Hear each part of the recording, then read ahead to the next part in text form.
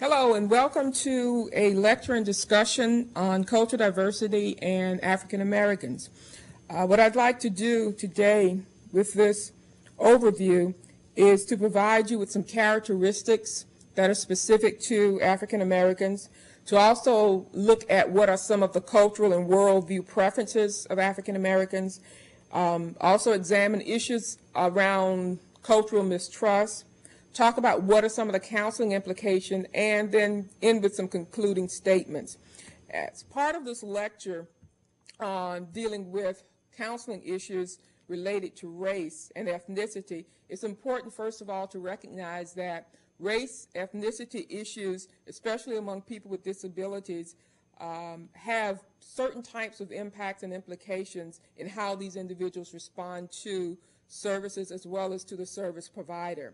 First of all, when we talk about anybody within society, people have what we call assigned positions, a social assignment, and the more current term that you may see in relation to social assignment is called positionalities. And positionalities influence people's perceptions and their values. And basically what I mean when I say positionalities, positionalities refer to the demographic and the socio-cultural variables such as race, ethnicity, sexual orientation, age, gender, class, and socioeconomic status. So when we talk about people and their positionalities, we have to consider how all of these different demographic and sociocultural variables influence how an individual responds to the services they're receiving as well as to the individuals providing those services.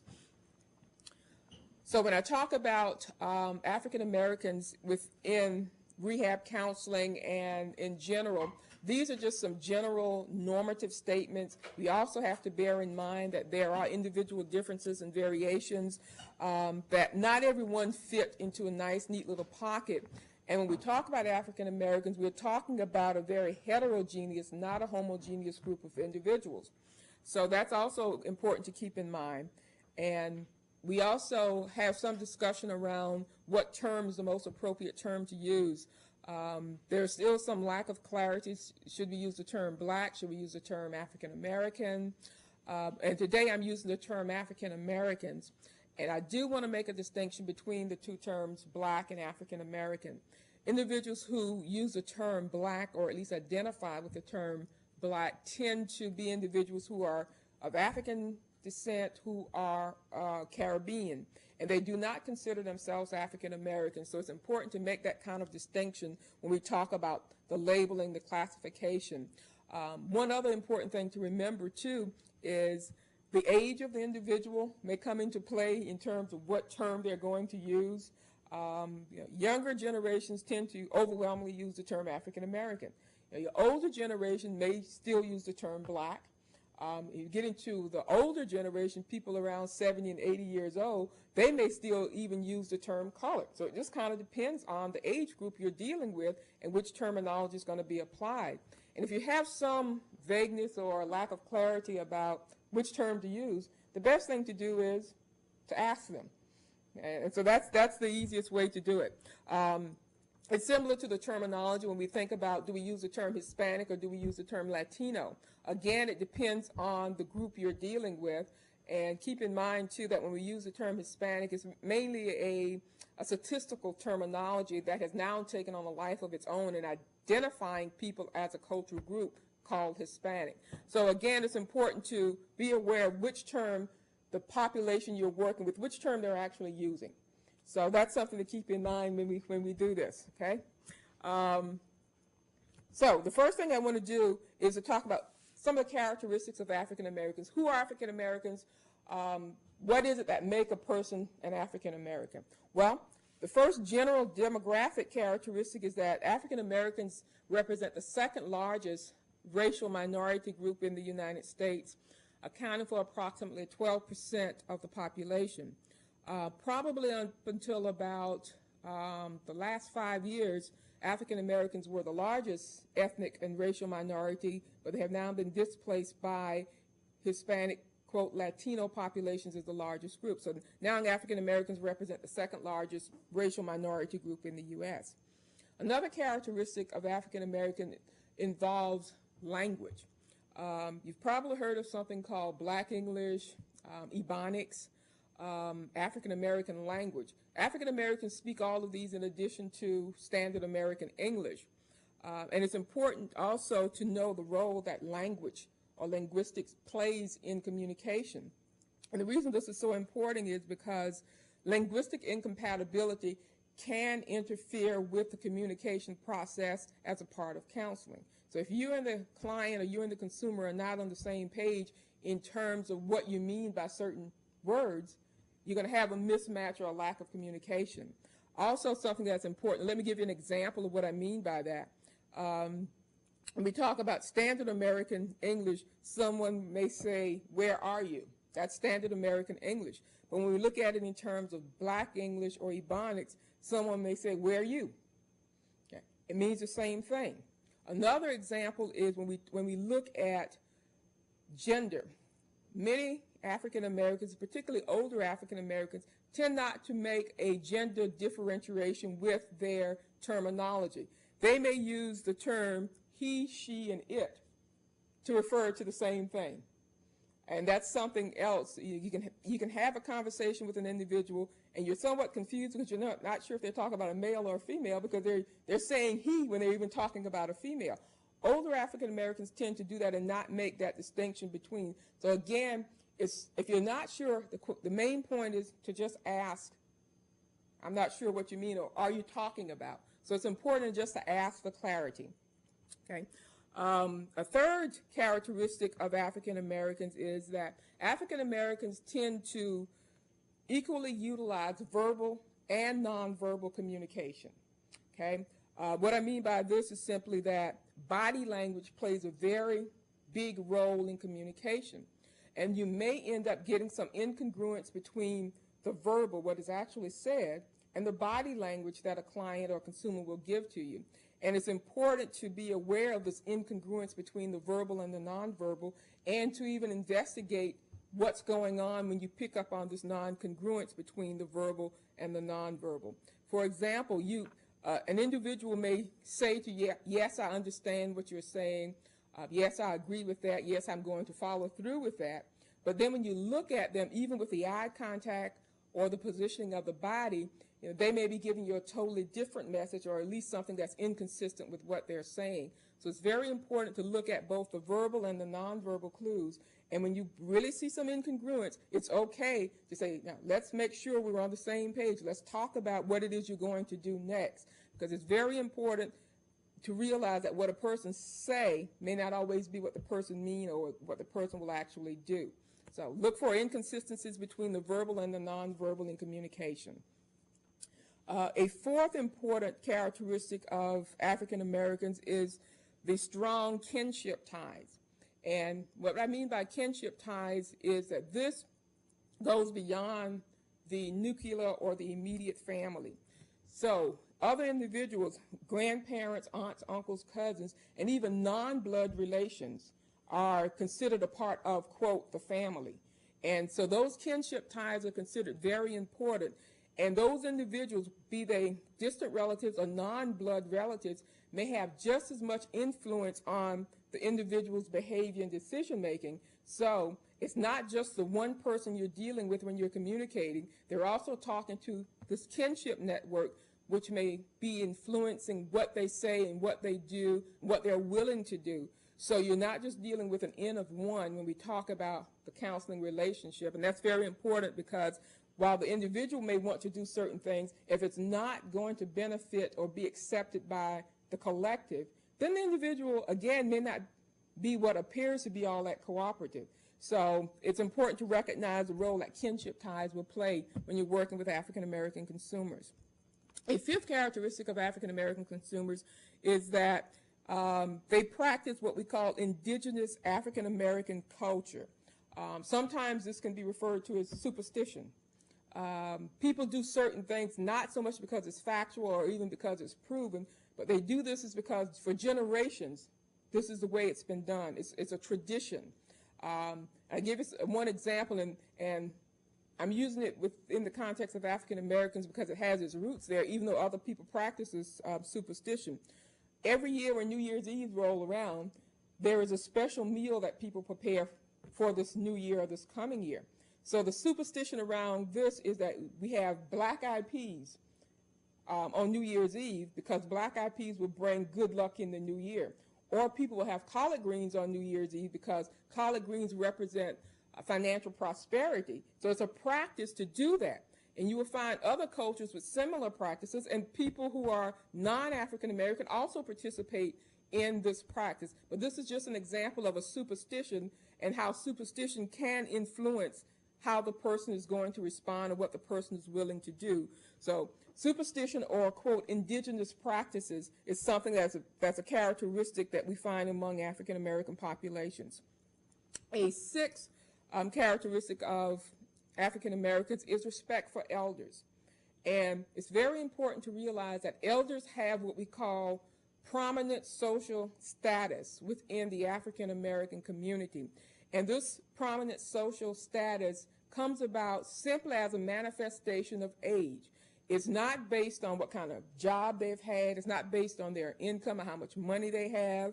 You know, it's based on the fact that they have existed for so many number of years, and that mere existence brings with it a certain amount of experience, and that experience is valued. So elders are seen as a valuable commodity within the African American community and are to be respected at all costs.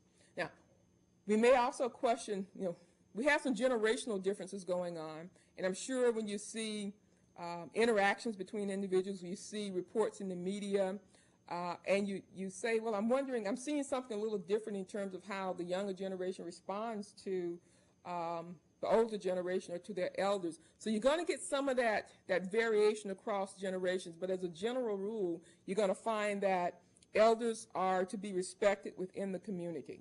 So that's important to remember. And those elders, especially when we look at it in terms of the extended family, the kinship network, those elders, again, will have great influence on that individual's decision-making, willingness to do certain things, be it whether the person is going to move to a different town or a different state, which college or university that person is going to attend, and even what job this person is considering, what career path this person is considering taking. So, again, you may be talking to a consumer about certain types of jobs or certain types of employment, and that consumer may not be all that hyped on taking that job because the elder said, well, I don't think you should take that. It's not going to yield certain things to you. So again, the respect for the elders play a very intricate and interrelatedness when we talk about people's decision making within the African American community. Okay. A seventh important characteristic is the role of religion within African American communities. And religion is considered to be a dominant value. Religion is so important to the point that when anything else and everything else fails to yield any kind of positive outcome, religion is supposed to be the one thing that will solve or at least rectify a situation. So there's a strong belief that prayer can fix things, or that prayer can cure a disease. Prayer can make things better. So you will find individuals probably putting a lot of emphasis on the role of religion and how religion will help them get over whatever this issue is. You know, be it talking about a disability, be it talking about financial restraints, whatever the situation may be, you may find individuals using religion as a way to help solve the problem. And the interesting thing about the role of religion within the African American community is that it is not age specific. You can talk to an 80-year-old and get a feel of what religion means, and you can talk to a 16-year-old and get a feeling of what religion means. So again, you know, the 16-year-old could be praying to pass an exam. You know, even if he didn't study, he may be praying to pass an exam, whereas the 80-year-old is praying for this arthritis to stop hurting so much. And so prayer, again, is seen as a solution to many issues and many problems. Okay. The eighth important characteristic related to African Americans is that education is highly valued. Education is seen as a way to improve oneself, to improve one's status in life, to get a better job. It's seen as a way to uplift oneself from a certain position. And again, this may be something that comes into play when we talk about, again, we're looking at disparities in the graduation rate for African American adolescents, for example, from high school. And that graduation rate is going down, and it sounds like a contradiction to the value placed on education. But many parents still see the primary objective is for their child to graduate from high school and then to go on to some type of post-secondary environment. So education is strongly valued, and a lot of emphasis is placed on pursuing education. There is also high emphasis, a strong emphasis placed on high achievement and a strong work ethic. For example, it's important for individuals to have a job, to earn a living, and in many ways to be defined by the job and what it is you do. Again, this is sort of general when we talk about people, and because in this society, in the U.S., we tend to equate people and the value of a person with employment, and then more specifically with the type of employment that a person is engaged in. So there's an emphasis on a very strong work ethic, because the belief is, the only person who's going to take care of you, quote, is you. So it's very important that an individual engages in some type of successful employment. Now, the type of employment, whether we're talking about someone in janitorial services, or if we're talking about someone in law or medicine, the bottom line is that you must engage in some type of productive work and let that work have some value to you. So that's the emphasis on high achievement and strong work ethic.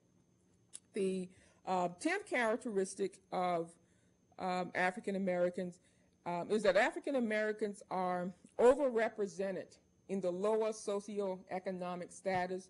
They're overrepresented in underemployment, and they're overrepresented in the area of unemployment. This is more of a negative characteristic, but again, it can be linked to some of the other characteristics when we talk about work ethic, when we talk about high achievement, and when we talk about education. But they're overrepresented in each one of these areas. Also, African Americans are disproportionately represented among people with disabilities and among people with certain types of medical conditions.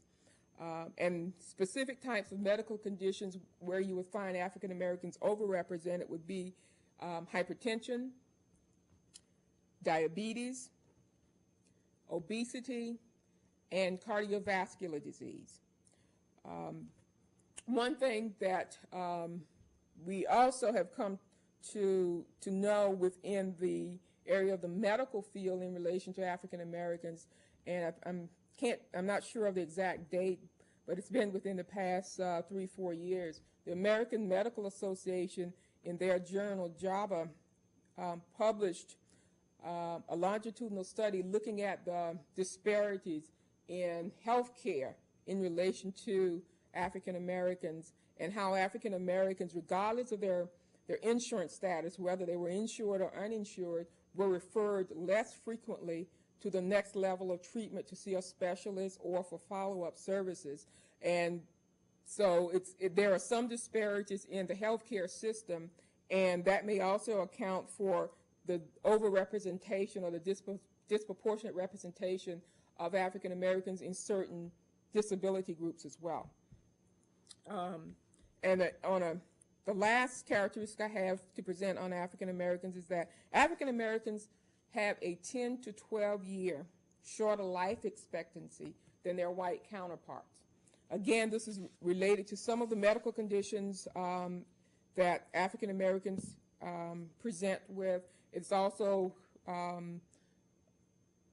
related to some of the lifestyle issues, some of the socioeconomic issues. But if you look at each one of these characteristics and you were to put yourself in any one of these characteristics and see which one would relate to you, I think you would begin to see some differences in where you would fit, and then where African Americans and even some other racial and ethnic minorities would fit within these list of characteristics.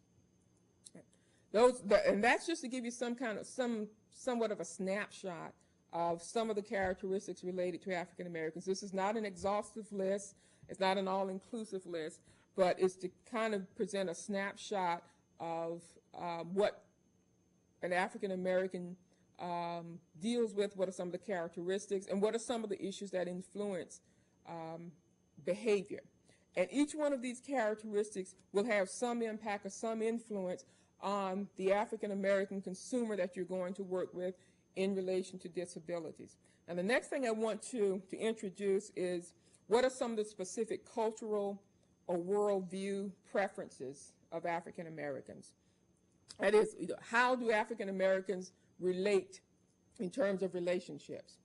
The first one I want to mention is how African Americans relate in terms of people, nature, and environment. First of all, African Americans believe that you must exist in harmony with others, with the environment, and with nature. There is a belief that everything, that the spiritual, the cognitive, the affective or emotional, and the behavioral within the universe are interconnected.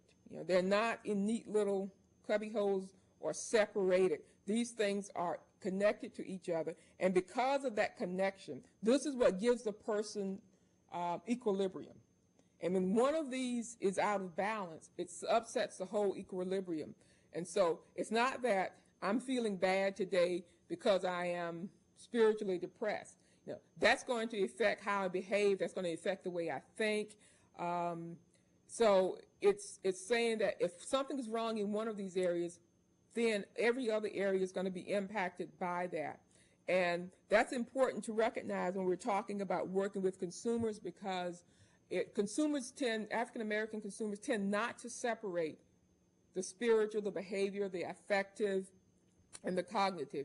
All of these things come together and they interact and they play off of each other. So if something is wrong or something is out of balance, then that individual is probably not going to be all that receptive to any type of counseling that day, any type of recommendations that may come into play. And you have to look at the big picture and not just the one area that you may think is the cause or the source of the problem for the individual. Another worldview preference when we look at African Americans is in the area of time orientation. Okay, and time orientation here has several meanings. One aspect of time orientation is that African Americans tend to be present focused. They function in the here and now. Okay? The past has some relevance to the present, but there is the focus on what's going on today, what's going on in this moment. And this is what I have to deal with what's going on at the present time. Time also has a different meaning in that time is measured by socially meaningful events and not quantity, not the amount of time that you do something. It's measured in terms of what you do within a time frame and not how long you do something. So that's another meaning of what we mean by time orientation in relationship to African Americans. They're also more oriented to situation than to time. Okay. Let me give you an example of what I mean by that. And again, in our culture in America, we're very time-oriented people. We start something on time. We end something on time. We have schedules for everything. So you may schedule an appointment with an African American client. He has a 10 o'clock appointment, and it's 10:30. And he shows up at 10:30. And from your perspective, the client or the consumer is late. Okay? That's the time orientation in terms of, okay, we have to do certain things at a certain time because it's been scheduled. But the situation-oriented perspective from the African-American consumer is, I'm here. I showed up for the appointment. That's the important thing. I'm here. Okay, let's get on with business. It's not so much when I get here, it's the fact that I came here. So that's what I mean by the orientation to the situation and not so much the orientation to time. Will that help your schedule out? No, not at all. We know that we schedule people, we schedule events because we have so many hours in the day and we have to work within the overall time constraint. But we tend to see that African Americans, they're not all that upset about being 15, 20, 30 minutes late for an appointment, whereas the person on the other side of the desk who may have somebody else scheduled at 10:30 or somebody else scheduled at 11 o'clock, that kind of throws your schedule off. Okay, so getting the client to look at time orientation and the role time orientation plays in what you have to do, and then how that client interprets time orientation. It's kind of a tricky balance because, again, the consumer is not going to understand why you're so upset because he or she's not on time when he or she actually showed up for the appointment. Okay. We tend to also see some of these type of time orientation behaviors when we talk about Latino populations as well. It's not so much that I'm late. The important thing is that I showed up for the appointment. And sometimes it's just the acknowledgement to the consumer that, yes, you did show up, and it's important that you got here, and you acknowledge to the person that they got there. And so it may not be that you want to put a lot of emphasis on time in terms of being late for the appointment. You don't want to put a lot of emphasis on time at that moment. But still, it becomes important for the client to understand what it means by keeping appointments and showing up in a timely manner, and how this also interacts or affects other aspects and other people. So, but the main thing is when that client shows up, you deal with the issues that you had to discuss with that client, but you also at some point want to deal with the issue of being on time. Okay? So I'm not saying dismiss time and that time is not important, because it is. Okay? And we know within our discipline, and when we're talking about job placement, how clients, regardless of ethnicity, tend to lose their jobs, not so much because they're not performing the task or that they don't have the skills to do the job. It's around those issues of being on time, whether that's showing up, coming back from break on time, other social issues. So it's important for consumers to recognize what role time plays and how within a certain society time is defined. So time becomes an important issue. A third worldview preference of African Americans is people relations. African Americans tend to relate to people in a collateral way. That means they work more in a communal sense or a collaborative sense to benefit the collective. Okay. This is more of a contradiction to the Eurocentric perspective of individualism. So again, when we talk to African American consumers about what it is they want to do, what plans they have, these plans are not so much individualized or individualistic plans. These plans are made within the larger context of how it's going to affect other people that I interact with. So rugged individualism tends to contradict what we mean when we talk about African American people relationship and their focus on the communal or the collective. Whatever I do has to not just benefit me, it has to benefit those other people that interact with me and that are part of my life. So people relations is something that's a different worldview for African Americans than if we were to compare it to the Eurocentric approach, where individualism is more important. And we also have to look at the larger social structure where individualism is what is emphasized. Whether we're looking at the educational system, whether we're looking at the job system with promotion, everything is individualized. And for African Americans, that's a contradiction, not only in terms of how they make decisions, but in terms of how they're going to behave in a situation. The fourth cultural or worldview preference refers to preferred mode of activity. The preferred mode of activity for African Americans is doing, or what we call action-oriented. There's not so much emphasis placed on the planning process, it's on doing it. So African Americans may say, okay, yeah, I can get that done. And as a counselor, what you may say is, okay, what is your plan to get that done? And the focus is not so much going to be on what your plan, I'm just going to go out and do it. So it's not the whole planning process where a lot of emphasis places on, okay, I know what I have to do and this is what I'm going to do. Not saying that things are not thought out, but the initial response tends to be more one of action or one of doing as opposed to one of planning. And sometimes you can compare that to putting the cart before the horse. And then somebody will have to backtrack and then do some planning and maybe do some damage control or reconstructing things. But African Americans tend to be more action-oriented as opposed to planning-oriented. The fifth worldview or cultural attribute of African Americans is their relationship to the nature of humanity. How do they view people in general? People in general are viewed as both good and bad. African Americans tend not to see people as being placed into neat little categories. People have multiple characteristics, and a person can be good or perceived as being good one day and bad the next day. So that perception of the nature of humanity is fluid. It's not fixed. So an African American, I could have a very good opinion of you today, and we could get along just fine. But tomorrow, something may happen. You may do something, I may do something, and all of a sudden my opinion of you is not that high. And it's not necessarily saying you're a bad person, but today I'm just not all that crazy about you. So my perception of you as a person is very fluid. I don't just put you in a cubby hole and leave you there and then say that it's fixing, that nothing is going to change. A sixth worldview or cultural preference of African Americans is there is an orientation to oral communication, or what is called orality. There's an orientation to oral communication, and great emphasis is placed on the ability to talk and to listen. Much of what happens within the African American community is transmitted orally.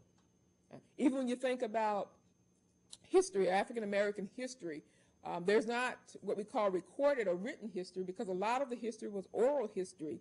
And so a lot of value is placed on communication in the sense that the person is able to talk about things and to express things.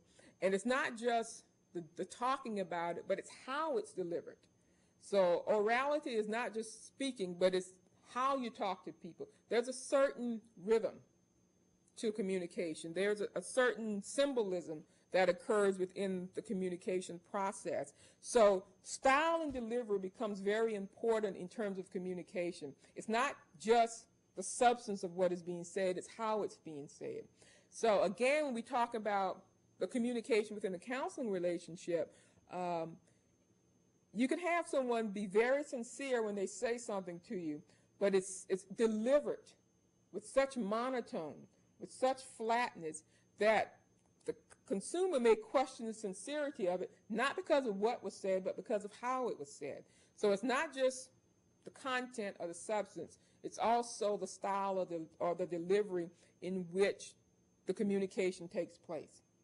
And that's important simply because if you think about it in a more general sense, and I won't go off into politics, but I'm going to use politics as an example. If you think about many of the African American politicians, and when they deliver a speech, it's very, it has a certain rhythm to it, and the people that kind of come to mind, whether they're controversial or not, when you think about someone like Al Sharpton, when you hear him talk about stuff, there's a certain rhythm to the way he delivers something, and he gets your attention. And you can say at the end of the speech, well, what did he say, or what was that all about? I don't know. I still don't know his position, but you listen to him because of the way it was delivered. So style is just as important as substance when we talk about orality as a part of African American communication. Okay? And it's something that's valued within the African American community. If you can even think about it as natural storytellers. Certain people can tell a story and you will sit there and you will listen to it. And other people can deliver it and you're kind of hoping the story will end pretty soon. So that's the other thing that you have to remember. Substance is important, but style is equally as important within communication within the African American community. And the seventh cultural worldview preference is a very important one. African Americans tend to place a very high degree on formality. And what I mean by this is African Americans tend to use titles when they communicate with individuals. They tend not to communicate on a first name basis with strangers or with counselors or with professionals. And this use of title is seen as a sign of respect. And it's the same thing. And they expect this to be a two-way street in communication. So if your consumer who's African American comes to your office and they walk in and they say, "Good morning, Ms. Shepard." The expectation is that you're not going to say, "Good morning, Deborah." You're going to say, "Good morning, Ms. Harley." So the formality is very important because it's seen as a sign of respect. Again, age differences may come into play here in terms of how much we see this practice now. But there's still a high degree placed on the formality of addressing someone. And this will not change all that much, even after a relationship is established, or even after rapport is established. A person may still be very formal in how they address you or how they approach you. And it's sometimes difficult to get a read on if you're making headway in your interaction with this person when they're always so formal. And you can tell people 5, 6, 10 times, just call me Kathy. But every time this consumer comes in, it's, how are you today, Ms. Shepherd? It's not the informality, but it's this whole sense of respect. And like I said, they expect that to be a two-way street. Okay? I think this is number 8 now, is communication. And communication here being different from the oral communication. This is more of the indirect communication, like eye contact. Again, in our society, in our culture in America, we place a lot of emphasis on, when we're talking to people, to make eye contact with people. That's one way we know people are attending or that people are listening to us. African Americans tend to put less emphasis on direct eye contact and even consider direct eye contact disrespectful. So you can make eye contact for a couple of seconds and then you discontinue that eye contact. So prolonged direct eye contact is not considered something that is valuable. It's considered disrespectful among African American populations. And the other thing that's really interesting, and we see this whether we're talking about a consumer who's going out on a job interview, and if the consumer won't look at the person, then that person or that interviewer or potential employer is now forming an opinion about this person simply because the person is not making eye contact. We see it within the classroom when students won't look at teachers directly, and the teacher is going to assume, okay, the student is not paying attention, the student is off task. And that's not really what's happening. But because in our society, we know people are listening to us when they look at us. That's what we assume. So if the client or the consumer does not make eye contact, that can have certain implications in terms of this was a good, this was a positive, or this was not a good interview that the individual had. Again, it's one of those discrepancies in terms of this is an African American or an ethnic value versus this is a Eurocentric or a normative value. So that's something else that you may have to work on with clients when we talk about communication in terms of making direct eye contact. And again, I don't think you will see much difference whether we're talking about intergenerational differences. Some individuals may prolong the eye contact, and that may again be related to the rate of acculturation or the rate of assimilation. Those are other things that we will definitely have to consider. The next characteristic that I want to present that's a worldview for African Americans is in relation to space, to physical space, proximity to another person. For African Americans, close distance, touching the person is the norm. With Eurocentric culture, there's more distance between a person, or individuals want that space. African Americans, for example, when they're communicating with you, they may just reach out and touch you. That's not a sign of disrespect. And I know in today's society we have to be careful who you touch, how you touch people. But African Americans tend to be in close proximity when they're communicating with individuals, and they tend to put their hands on people. They tend to use their hands when they talk and when they gesture a lot. So the space, the physical proximity to other people, the closer, the better it is for communication. Okay, and sometimes you will see that what you will have to keep in mind when we talk about space and how people relate, how African Americans relate in terms of space. You can be within the African American community, and individuals don't know each other. This is the first time they probably met each other, and they walk up and they hug the other person. that is just a sense of community, even though you don't know this person by name, you've never seen this person before, but as a part of the sense of community, African Americans may just walk up, introduce, and hug the person. Okay, now, I'm not going to say when they come to your office that they're going to walk in and introduce themselves and hug you. Okay, but again, it depends on the situation the person is in. But even when African Americans are communicating with you, they tend to stand closer in physical proximity to you. Another worldview, and I think this is my 11th worldview, is related to social organizations. And what I mean by social organizations, these are the networks that people engage in or interact with that help form identity. Okay? And for African Americans, social organization, and in many sense the community, is a very important aspect of who they are and how they identify. And social organizations or community becomes very important when an individual is experiencing a crisis or when an individual is engaging in something new or something different. Let me give an example of what I mean by social organization. The community or the extended family or whomever makes up that network comes to that person's aid or assistance when there's a birth in the family. Okay? They come to that person's aid or assistance when someone is hospitalized.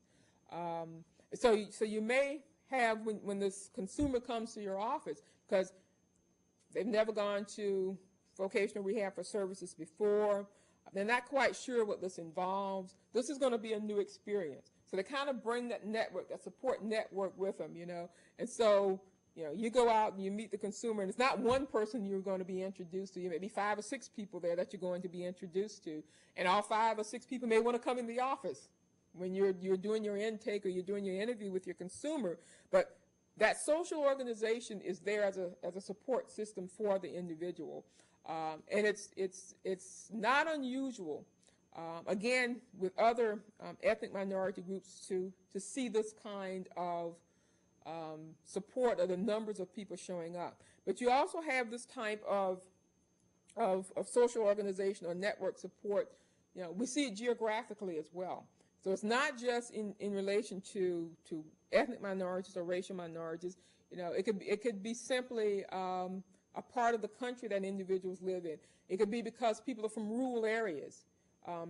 They rely more on a network because of the lack of services and the lack of community support. So other people kind of just kind of, you know, come together and assist them with this. So you may find the consumer comes in and they bring several other people with them. And not just that, they want those other people to come in as a part of this interview process because of the unfamiliarity of what's going to happen.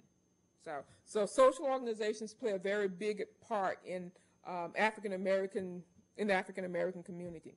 The last cultural or worldview perspective I want to present is one that's called environmental control. And here I'm not talking about environment in sense of, you know, what's going on with the air and the water. Here I'm talking about environment in terms of internal versus external locus of control. African Americans tend to have more of an external locus of control. And what I mean by that is individuals believe that whatever's going to happen is going to happen. I have very little control over changing that or even controlling that. So I have to let what's going to happen and then deal with it. Okay? This may also be linked back to the whole process of not putting a whole lot of emphasis on planning. Again, external locus of control, it tends to be characteristic not of just African Americans, but of the majority of racial minority groups. So an individual may seem resistant when you're making a recommendation, and this really isn't resistance. It's the belief that as an individual, I don't have a whole lot of control over the outcome of this situation, and I'm going to have to let somebody else do it. I'm going to have to let fate take over, or I'm just going to have to sit back and wait and see what happens, and then I can deal with those kinds of issues. So external locus of control tends to be a characteristic that African Americans engage in. Now, I've given you, again, a list of some of the worldviews, some of the cultural perspective, and again, this is not an all-inclusive list of characteristics or worldviews for African Americans. Let me present you with an example of one worldview of African Americans, and I'm going to use the example within a classroom setting.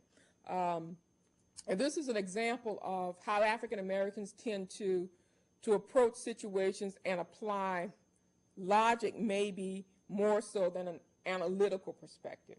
Okay, you have a situation in a classroom, and fourth graders, and teachers pose a math problem to these fourth graders. And what the teacher says is, if you have 6 birds in a tree, and you shoot one, how many will you have left? And what the teacher's looking for, she's looking for this basic analytical, 1 from 6 equals 5. So what happens in response is, the little white kid says, well, you have 5 left. Okay, and that's the analytical approach. The African kid or the African American kid say you have 0 left. And so the teacher says, no, I don't think that's right. And because the teacher, again, is looking at it from an analytical perspective. The little African American kid's looking at it from a logical perspective. You shoot 1, the rest will fly away. So you have 0 left. So 2 students arrived at 2 very different answers. One was an analytical answer, one was a logical answer. But when we look at how we're going to grade these 2 students, the logical answer will be graded wrong, and the analytical answer will be graded as being correct. So again, this is an example of how people look at, how people perceive, and how people do problem solving. Is it more analytical or is it more logical? Okay. So it's very important when we talk about how consumers respond to these recommendations we make and how consumers interact with us to understand their process for problem solving and decision making. What may be logical and clear to one person may not be so logical and clear to another person, but it's understanding the process that the person used to get to that point, or the process the person used to arrive at that decision that may be equally as important as the decision or the outcome. Okay. So that's kind of the characteristics and some of the cultural perspectives in a nutshell. There's one other area I would like to talk with you about that has significant impact on African Americans and their interaction with human services in general, not just specific to rehabilitation. And there's something called cultural mistrust. And there's a psychologist and multicultural expert, Daryl Wing Sue, and he said that many minorities have what is called, quote, a healthy suspicion towards service delivery systems and towards service providers. Now, and this healthy suspicion is based on historical relevancy in terms of how people as a group have been treated. And particularly for African Americans, he's saying that the healthy suspicion exists because if you look at African Americans' history within the U.S., it's not been an overwhelmingly positive one. So you have people who are in a position of privilege versus people in a position of disprivilege. And what happens is those who are more disprivileged tend to be more suspicious of people who are privileged. Okay? And it's also based on the experiences that put people into those 2 different camps. Also, we have to look at, when we look at who's providing the service and then who is the recipient of the service. And what will happen oftentimes when we look at an African American consumer who's dealing with a white counselor or service provider, there may be, because of historical hostilities, there may automatically be that suspicion of interaction. Trust is not going to be forthcoming. Trust is something that's going to have to be earned. And The suspicion is more of a defense mechanism that African Americans may employ. And the reason they're using this defense mechanism is because they have a general sense of powerlessness. And that will happen to anybody when you're in the less dominant position and you're dealing with somebody in a more dominant position. And whether we're talking about students in the less dominant and the teacher in the dominant. Whether we're talking about, if you think back when you went to get your driver's license, and you had to deal with the driving instructor. This person was in a very dominant position, and you were in a less dominant position. And so there is just that sense of powerlessness because of that discrepancy of positionality. Also, African Americans tend to have this healthy suspicion of this cultural mistrust because if your defenses are up and you're very much aware of who you are, where you are, what situation you're in, what you're really trying to do is you're using caution to stay out of trouble. And here, trouble is broadly defined as one, not coming across as a person who is weak, because people tend to take advantage of weak people. Another one is to not come across as someone fitting a lot of the stereotypes out there. So the person is working hard not to fall into that stereotypical trap.